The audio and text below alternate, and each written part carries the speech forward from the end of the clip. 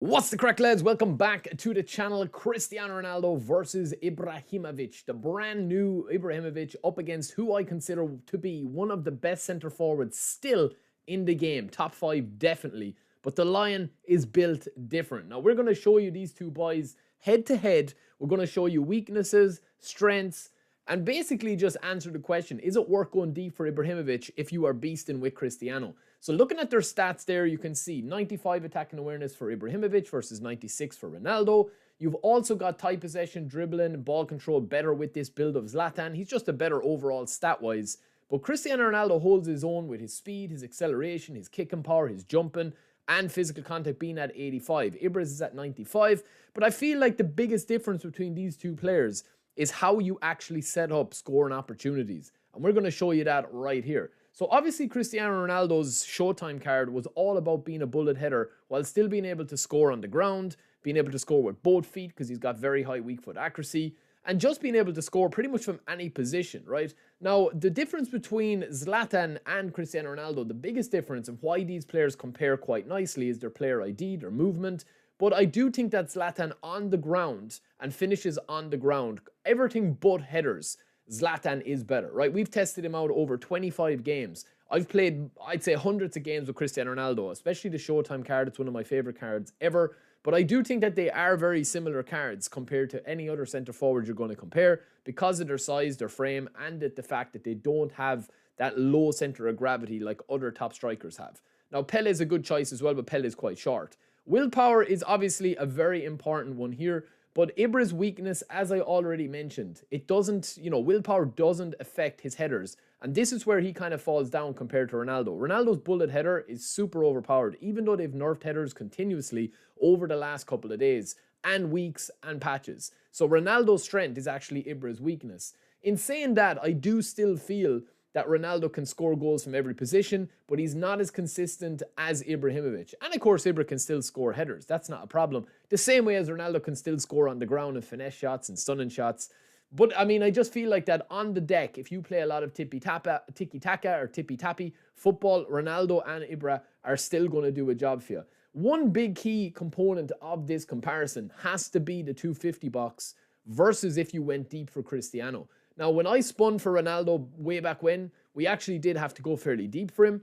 But with the Zlatan box, we got him quite nice. We got him with a double pack with Gattuso. And that always sweetens it a little bit. You know what I mean? It's like an extra sugar in your tea at the end of a busy day. Like when you get a card and you don't have to go super deep, it does kind of sweeten it a bit, you know? But I do feel like that the 250 box is something that needs to be discussed at a later date. Now, saying that with Zlatan, right, I haven't, missed a lot of chances with Zlatan. I think a lot of it is user error. But I also haven't missed and don't miss that many chances with Cristiano Ronaldo. Another swing point for this might be when we look at the top 10 in the world using which player that they're using. One key component of it, again, is bullet header versus on the deck. But also, more importantly, if you are playing meta, you cannot do link-up with Ibrahimović because he's a fox in the box. Especially with Capello. You can with Cristiano Ronaldo. Is this a swing? Is it a really important factor? Well, if you're used to playing and spamming Capello, or not even spamming, if you're just linking up a lot using Capello, link up is super overpowered if you use it effectively or if you spam it. I mean, let's not kid ourselves. People are going to spam Capello. They're going to spam the link up. I just think that if you've got Xabi Alonso, Pirlo, any of those orchestrators or those DMFs dictating play, Ronaldo as a goal poacher at the moment is pretty much unbeaten because he links up perfectly. Now, if we take a look at the top 10, starting with 10th in the world here, there is no sign of Ronaldo or Ibrahimović. Rank number 9 in the world is also having no Ronaldo or Ibrahimović. But rank 8 does have Ibrahimović up front, leading the line with Saka and Ribery in a 4-3-3.